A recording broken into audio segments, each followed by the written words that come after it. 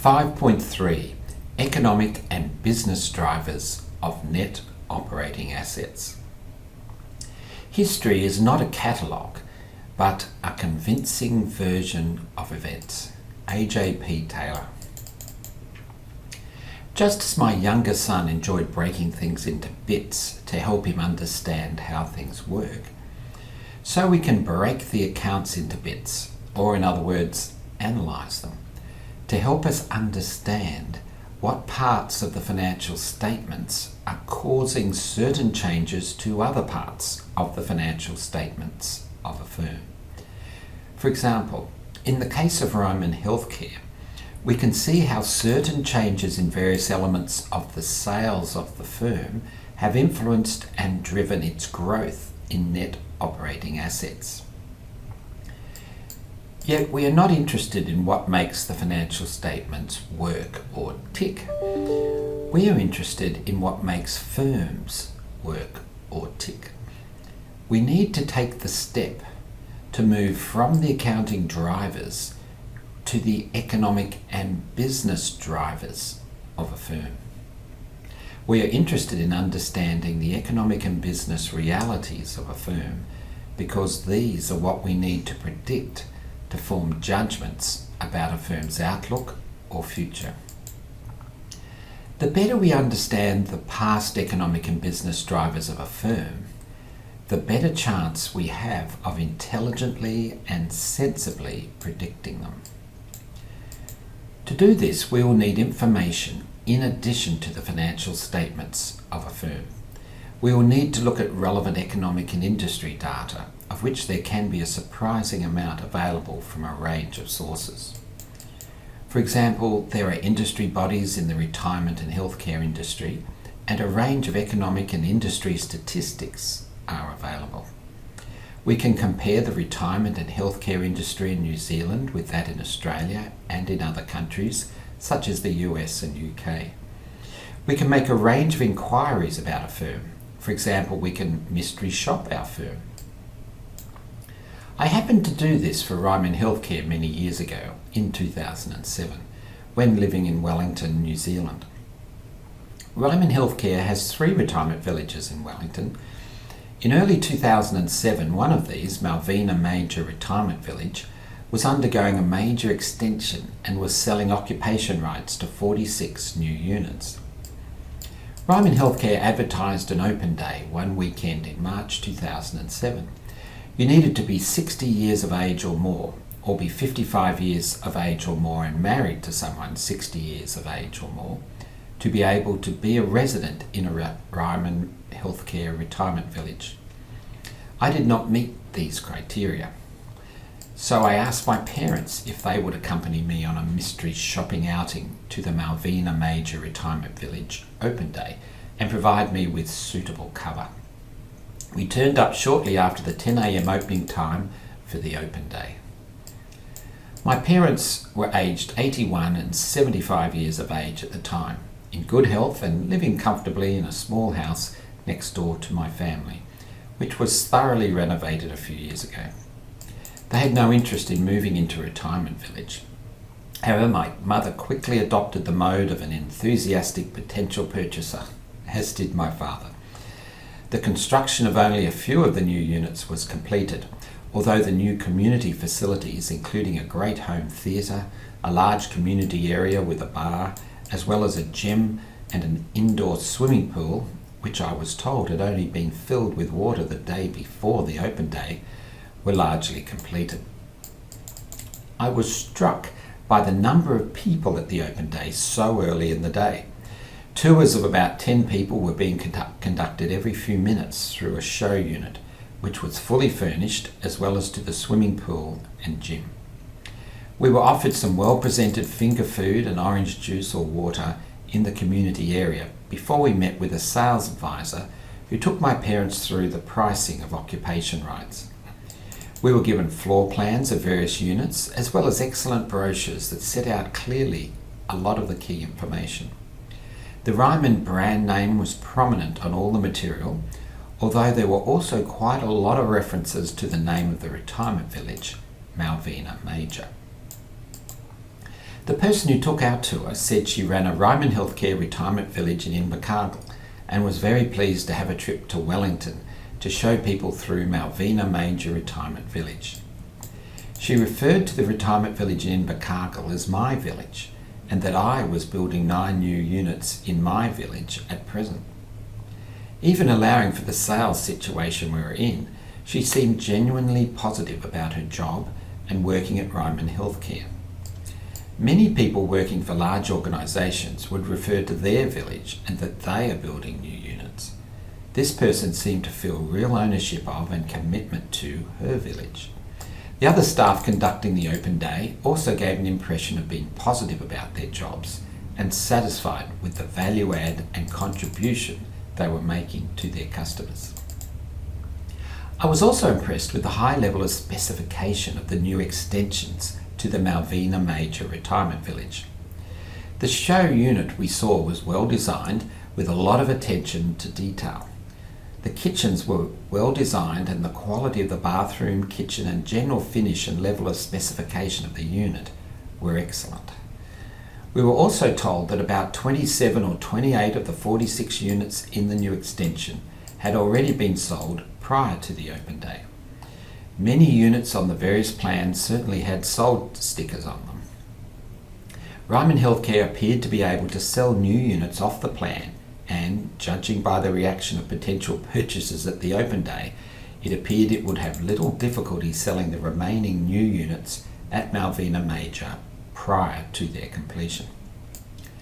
The price of occupation rights to each of the units in 2007 was between $300,000 and $400,000, with most about $320,000 to $350,000 each. Units with a harbour view were $20,000 more than the equivalent units without a harbour view, but which, it was pointed out, had afternoon sun, a valuable commodity in hilly Wellington. Units on higher levels were also more expensive than those on lower levels. Garages or undercover car spaces could be purchased separately, and we were told there was about 1 garage or car space for every 2 units. I was impressed by the apparent quality of construction. Given Ryman Healthcare retains ownership of the retirement villages and is responsible for their ongoing management and maintenance, it seems they have every incentive to ensure construction is carried out to a high standard in keeping with an owner-builder approach. I talked to a few prospective purchasers who attended the open day and could see they were genuinely impressed with what they saw. The sales pitch of the sales advisors was relatively low-key. The approach adopted was to get people's individual contact details on arrival to the open day. Prospective purchasers were then taken on a tour of the show unit and the community facilities. After the tour, prospective purchasers met with sales advisors who explained the cost of the occupation rights and the other expenses and suggested the prospective purchasers think about it and then contact the sales advisor in a few days if they would like to discuss it in further detail and to consider specific units that were available for purchase. My parents received a follow-up mailing of further information and an invitation to have a free lunch at Malvina Major Retirement Village. There was certainly no hard sell. This approach was quite respectful of the elderly prospective purchasers and recognised the significant nature of the decision for them. It also indicated to me that they were having little difficulty selling occupation rights in the units and were also focused on ensuring the occupation rights were not missold and that they would have happy and satisfied ongoing residents. I suspected there was scope for Ryman Healthcare to continue to develop its marketing capabilities as sales and resales of occupation rights continues to grow. I also took the opportunity to walk through the rest of the Malvina Major Retirement Village with my parents. Although I'd driven past the retirement village on many occasions, it was only after walking through it that I realised just how big it was. It had been built in several stages over the past 8 years or so, and all was of a high standard of presentation. The names of residents were by the door of each unit, and based on the units we walked by, almost all were occupied by individual women, with a small number occupied by couples and very few occupied by individual men. I was impressed with the extent and quality of the various common areas, including an excellent dining room, which we saw functioning at lunchtime, which is when they serve the main meal for each day to those who use that service, a bowling green, billiard and games rooms, gyms, hairdresser, and so forth. Residents I spoke to were friendly and positive about our retirement village. I also spoke to some staff. I was impressed by staff at the reception desk at the main entrance, by nursing staff in the rest home, and by the general feel or impression I got about how the village was being managed and operated. The rest home was one of the best of its type I'd seen. Everyone appeared to have an individual room and ensuite bathroom. The large atrium in the middle of the rest home was impressive and pleasant. Also, the extensive availability of emergency buttons in common areas and in units throughout the village, nursing staff will respond to these, underscores the support residents have available. It did occur to me that it would take nursing staff some time to get from the rest home and hospital at one end of the retirement village to residents at the other end, given the sheer size of the overall facility. I listened to the sales pitch of a sales advisor who spoke to my parents. This person made it clear to my parents that the weekly service charge was $79 per week. They would also need to pay for their own electricity in their unit, that there were 4% deferred management fee capped after 5 years at 20%, and that Ryman Healthcare retained ownership of units and bore any capital gain or loss on these units. I was also impressed with a brochure Ryman Healthcare provided prospective purchasers on the terms of the occupation rights. There was a section entitled The Ryman Peace of Mind Guarantees, which was clear and specific. Mystery shopping is a way of gaining some insights into the customer experience a firm is providing and to better understand what is really going on with a firm's actual delivery of its value proposition to its customers. It is important to realise that my mystery shopping exercise only involved one retirement village and only one shopping experience at this village. It could be valuable to mystery shop a few villages, for example one in Auckland and one in Melbourne, to see how consistent or variable the customer experience is. We can also look at competitors' retirement villages, do an internet search on the industry players, existing and potential competitors, to research their activities and intentions. And, if we have the budget, employ various industry experts to advise us. Sometimes a firm's CEO or other senior manager may have recently left and may be available to consult. There are many ways to kick the tires of businesses and engage with a firm's economic and business realities to help us understand what is really going on.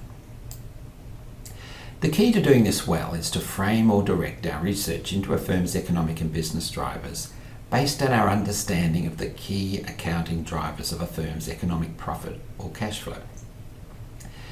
This can help focus our analysis and protect us from an aimless fishing expedition and to wasting time and effort carefully analysing aspects of little importance while failing to focus on areas of critical importance. We need to use our initiative, common sense, imagination and networks to obtain relevant other information to help us connect a firm's accounting drivers to its economic and business drivers. We can see that some of the key economic and business drivers of Ryman Healthcare's net operating assets in the past have been strong market demand for retirement villages, driven by increasing numbers of people 75 plus years in New Zealand and Australia, longer life expectancy, and the increasing proportion of the age group choosing to live in retirement villages. Ryman Healthcare's reputation, quality of service and effectiveness of its marketing, which have been important ingredients in its ability to achieve its sales and resales of occupation rights in retirement village units. Ryman Healthcare's capacity to acquire suitable sites and develop retirement villages using its own development and construction team. Regulatory environment. Ryman Healthcare receives a large proportion of its care fees from the government.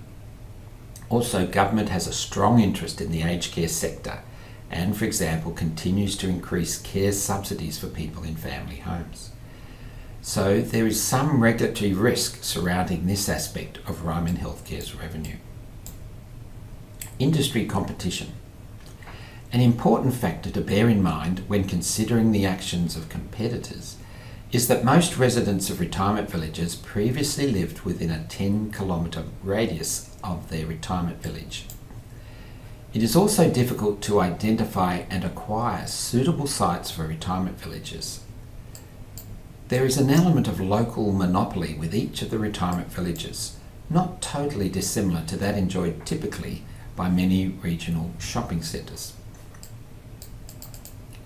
Once we move from examining accounting drivers to considering economic and business drivers of a firm, experience and ability to make sound commercial judgments becomes critical. The focus shifts from engaging with the firm's financial statements to engaging directly with the firm's economic and business realities.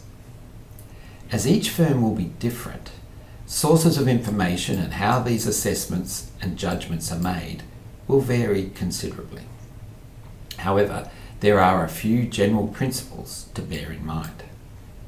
These are to identify the key accounting drivers of a firm and to focus our examination on the economic and business realities of a firm that drive these key accounting drivers. We'll be essentially seeking to connect the accounting drivers of the firm with its economic and business drivers. As we become more comfortable with our understanding of these linkages, we can make judgments about how these economic and business drivers might change in the future, and to quantify the changes in these factors into accounting numbers and into measures of value. 5.4. Forecasting net operating assets. Forecasting net operating assets involves first forecasting the economic and business drivers of a firm's net operating assets. We can then estimate the effect of the future economic and business drivers of a firm on its future accounting drivers of net operating assets, and so forecast a firm's net operating assets. Restating financial statements and breaking the financial statements into bits to identify accounting drivers involves mainly technical skills that can be learnt largely from reading materials and attending classes, and reinforced with practice. However, the connection of the accounting drivers of net operating assets with the economic and business realities driving them requires skill and insight, which can only be developed with experience and application. Indeed, forecasting the economic and business drivers of a firm is at the heart of financial statement analysis. In section 5.1, we discuss the issues involved in forecasting return on net operating assets. Similar considerations apply in forecasting net operating assets. Our identification of the accounting drivers of net operating assets for a firm helps to frame our assessment of the firm's economic and business realities. We focus on those aspects of reality that connect to the key accounting drivers of a firm's net operating assets. We are interested in those aspects of a firm's economic and business realities that will affect its sales and asset turnover. Usually, a key aspect we wish to examine is a firm's sales. We can analyse what has been driving a firm's sales in the past. However, what was driving a firm's sales in the past has little direct relevance to the value of a firm. We need to engage with and make judgments about how the economic and business drivers of a firm's sales and asset turnover could be expected to change in the future. And we need to be able to convert these judgments into numbers, into the future accounting drivers of net operating assets, and then form a credible, convincing, and intelligent forecast of net operating assets. To forecast a firm's net operating assets, we will focus on expected future sales growth and the amount of net operating assets expected to support this sales growth, 1 over asset turnover. To do this, we need to understand what economic and business realities have been driving a firm's sales in the past and how we think these might change in the future. And we then need to convert these forecasts of the economic and business realities into accounting numbers. As we have seen in section 5.2, Ryman Healthcare has three main revenue streams: care fees, management fees, and fair value movement of investment properties. Care fees are largely subsidised by government and can potentially be affected by future changes in government policy. Except for an element of regulation risk, this revenue stream can be expected to be reasonably predictable and consistent. As a successful established operator, Ryman Healthcare is also well placed to gain further new subsidies from government for new care beds and to continue to grow this revenue stream. Although Ryman Healthcare does not disclose its profit margin on its rest home and hospital care activities, we could safely assume its profit margin on these activities is substantially less than that achieved on its other revenue streams. However, the integrated nature of its retirement villages, providing residents with access to different levels of care when they need it, is a critical aspect of its total value proposition to customers. As we set out in section 5.1, management fees are forecast to increase by 15% each year. They are driven by the past level of sales and resales of retirement village units. My forecasts of management fees may prove to be slightly conservative. A key to forecasting the future fair value movement of investment properties is to examine the amount of current and projected development activity of Ryman Healthcare and the growth in residential property prices. The current level of development activity is substantial and on a scale not previously conducted by Ryman Healthcare.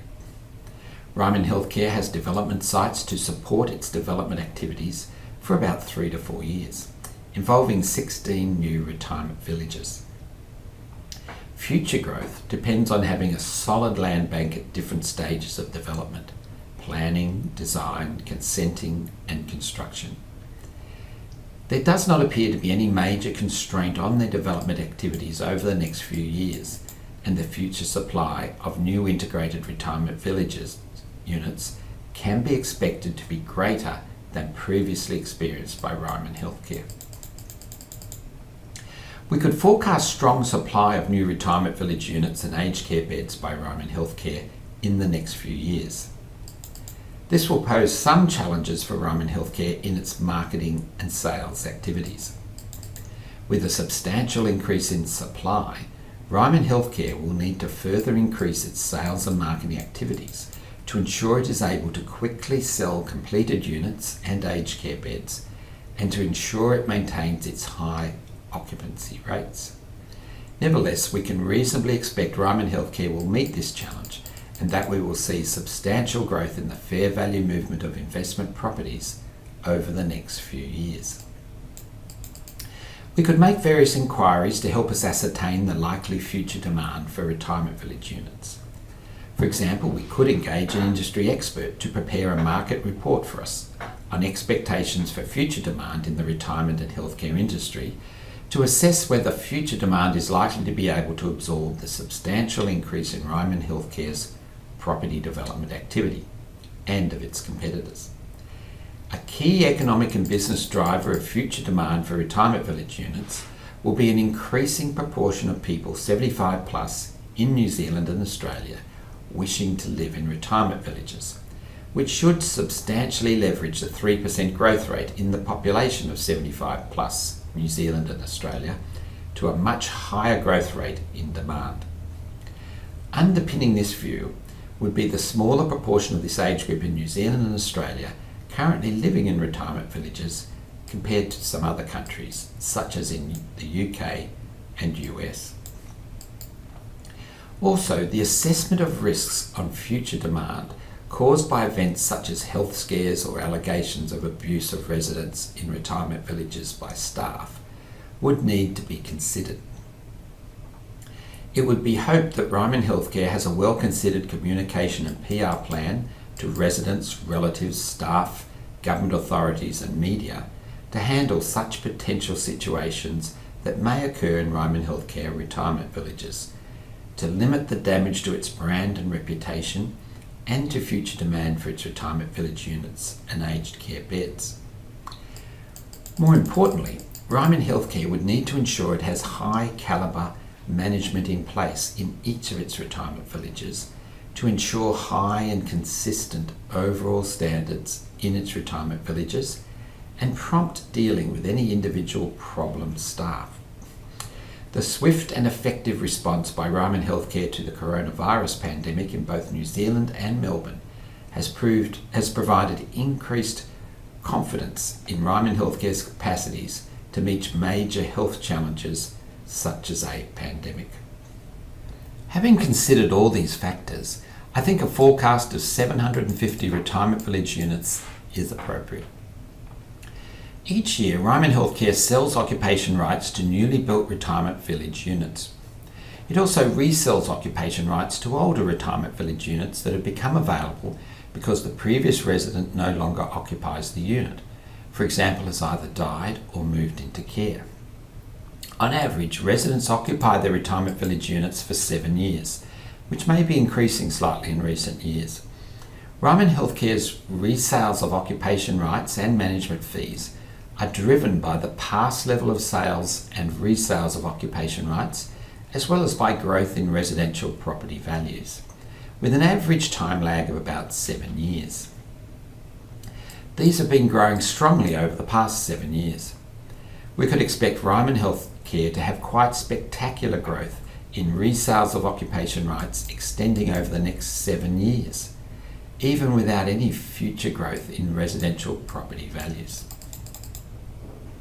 This would be based on the expected growth in the occupation rights of existing Ryman Healthcare retirement units that become available for resale each year, and the substantial growth in residential property values in recent years, and in the resale value of these occupation rights. These are solid, long-term growth prospects.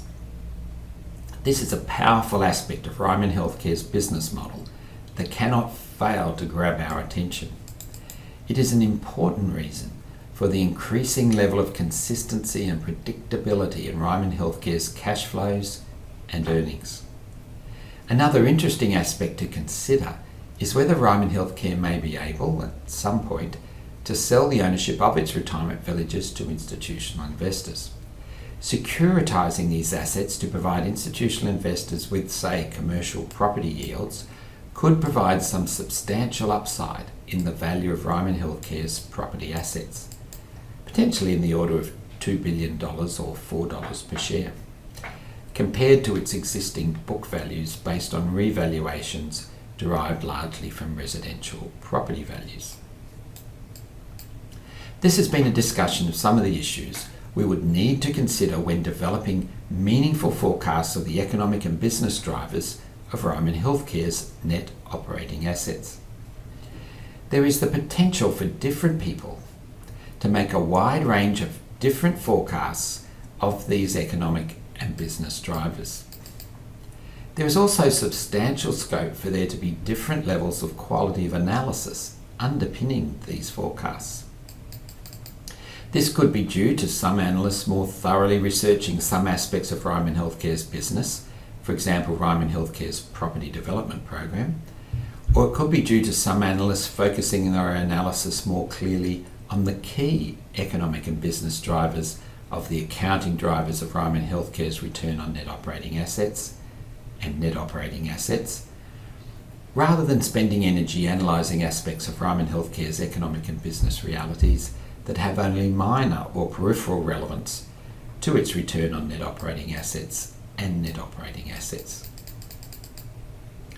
We can differentiate ourselves from other people analysing a firm by the quality of our analysis and forecasts of a firm's economic and business drivers. Having considered a range of Ryman Healthcare's economic and business drivers, we might determine 5-year forecasts for Ryman Healthcare's accounting drivers of its net operating assets, as set out in Table 5.8. Our forecast of each of Ryman Healthcare's revenue streams and of its total sales is based on the sales forecast assumptions set out in Table 5.1. Our forecast of asset turnover is the same as the one we made of asset turnover set out in Table 5.2. From our forecasts of the accounting drivers of Ryman Healthcare's net operating assets, we can calculate our forecasts of net operating assets for the next few years, which are set out in Table 5.9.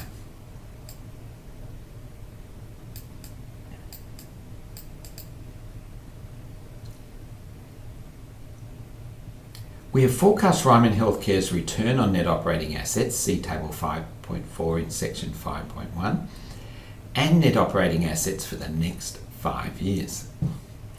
Along with a forecast of its cost of capital for operations, weighted average cost of capital or WACC, we could then forecast Ryman Healthcare's economic profit for the next 5 years. We will discuss issues about forecasting a firm's cost of capital in Chapter 7.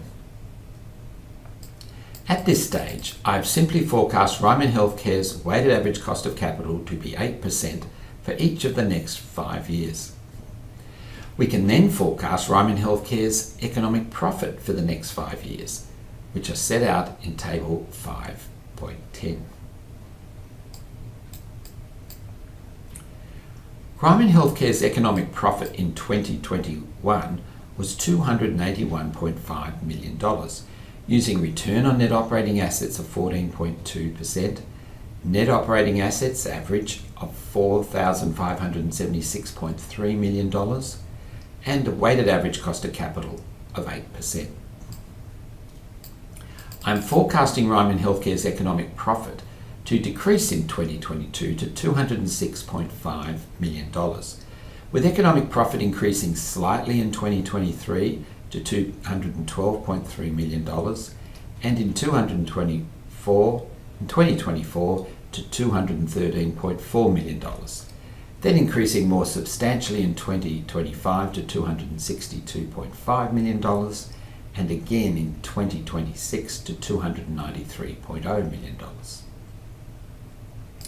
A key reason for my forecast of a decline in economic profit in 2022 is a decline in my forecast for fair value movement in investment properties in 2022, resulting in a decline in my forecast of return on net operating assets to 12.5% in 2022.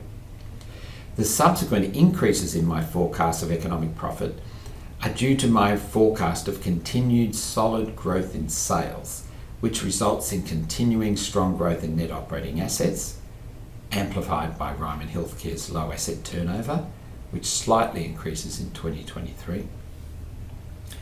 I also forecast a steady return on net operating assets of 12.4 to 12.5%, with a slight decline in 2024 to 12.0%, recovering back to 12.4% in 2025 and 2026, as set out in Table 5.4 in Section 5.1. Equity investors are entitled to the returns from a firm to eternity, or until the firm is liquidated or taken over. We cannot value Ryman Healthcare based on our forecast of economic profit or cash flow for the next 5 years. But we may not feel comfortable forecasting Ryman Healthcare's economic profit or cash flow beyond the next 5 years.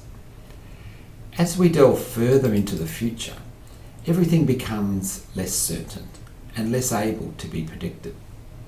We find ourselves coming up against our horizon, the limit to how far we can reasonably see or forecast into the future. This raises the issue of what we should do as we come up against our forecast horizon. Beyond our forecast horizon. As we project our imaginations into the future, it becomes increasingly difficult to see the way ahead. We might be reasonably confident about our forecasts for a firm for the next year, less confident for the following year, and so on as we step forward in our minds into potential future realities for a firm, stretching out into a time no one has yet lived. I live in Yeppoon, a town on the Capricorn coast in central Queensland. We have beautiful views over the town, down the coast and across to the islands nearby. The skies are usually blue and clear. However, in winter, sometimes a fog settles in over Yeppoon and then slowly rolls out to sea. On these days, there are no distant views, just a fog closing in and restricting my world to a few hundred metres in any direction. But then the fog will steadily lift and my world opens again to a wide perspective and distant views. Forecasting can be like this. Sometimes it can be most difficult to see very far ahead with any degree of confidence. It can feel like walking through thick clouds and fog in Yeppoon. It can have its own feeling of mystery and wonder, but the world is a very uncertain place once you cast your eyes just a short distance away. At other times it can feel like having a clear view of a wonderful vista, able to see much further with considerable clarity and confidence. Whether we have a high or low degree of confidence in our projections, whether we feel confident to predict many years into the future or just a few, we will still face a common problem. It is called the horizon. Regardless of how far or near the horizon is, it will always be there. There will be a limit to how far we can see with some degree of confidence. Even with a clear vista down the coast, we will not be able to see beyond the distant points and hills of the coast. It is the same with forecasting. There will always be a limit to how far into the future we feel comfortable projecting. A limit to how far forward we can see. Whether this is a few or many years, our projections will only be for a limited period into the future. Yet equity investors are entitled to the returns from a firm to eternity, or until the firm is liquidated or taken over. How do we engage with or understand what might happen to a firm beyond our forecast horizon, beyond the limits of our ability to forecast a firm's future? We will look at ways to handle this issue in Chapter 7. However, before we start thinking about what may lie beyond our horizon, we still have a few things to consider about how to forecast into the future before we hit our horizons. We still need to consider the substantial benefits of focusing our analysis of a firm on its operations, on the enterprise of a firm, not on its equity. Conclusion. When analysing a firm's financial statements, we need to focus on the future, not the past. Although understanding the past is important as a starting point to being able to predict the future, it has no direct relevance to the value of a firm. As we move into the realm of predicting or forecasting how aspects of a firm's economic and business realities might change in the future, we move away from dealing with events that have occurred and which we can know about with varying degrees of confidence depending on the reliability of our sources of information. When we move from the past to predicting the future, we move into the realm of speculation or guesswork about how these events in the past might change in the future. These are things we cannot know because of the simple fact they have not yet happened. Indeed, it is likely our forecast of the future will never happen in exactly the way we expect. Tomorrow will always hold some surprises. Most of us get into trouble investing or allocating capital when we confuse what we can know about the past with speculation or guesswork. It is critical we keep the two clearly separated in our minds. Using an economic profit framework, we are interested in predicting the future expected economic profit or abnormal operating income of a firm. This requires us to predict return on net operating assets, the required rate of return on operations, weighted average cost of capital, and the book value of net operating assets. This chapter has looked at forecasting two of these three drivers of economic profit: return on net operating assets and net operating assets. The issues with estimating and forecasting the required rate of return on operations, weighted average cost of capital, will be dealt with in Chapter 7. In this chapter, we have forecast Ryman Healthcare's return on net operating assets and net operating assets. We saw the key economic and business realities driving a firm's return on net operating assets, which we need to forecast, are those that drive its profitability, profit margin, and efficiency, asset turnover. We also saw that the economic and business realities driving a firm's sales are usually key aspects to forecast when forecasting a firm's net operating assets, along with those that drive its asset turnover. We also gained a sense in this chapter that we can analyse a firm by breaking it into bits, but that each of these bits are still related to and influence each other. We need to ensure we also look at the business overall and focus on how each of these bits relate to and influence each other. You'll also note that our forecasts of the economic and business drivers of a firm are for a few years, for a finite period. Yet an equity interest entitles the equity investor to dividends from a firm for eternity, or at least until it is liquidated or taken over. We will look at ways to handle this issue in Chapter 7. We will see we need to calculate a continuing value at the end of our projections or forecast period, based on some simplifying assumptions about what may lie beyond our forecast horizon. Before we do that, we will consider how we can simplify our analysis by focusing on the enterprise rather than on a firm's equity. We will see how we can focus on a firm's operations rather than also considering how it has financed those operations when valuing a firm. We will ask ourselves whether we can safely disregard the financial activities of a firm and focus our efforts on an analysis of a firm's operations, which may be more likely to influence value to equity investors. This is the question we will consider in the next chapter.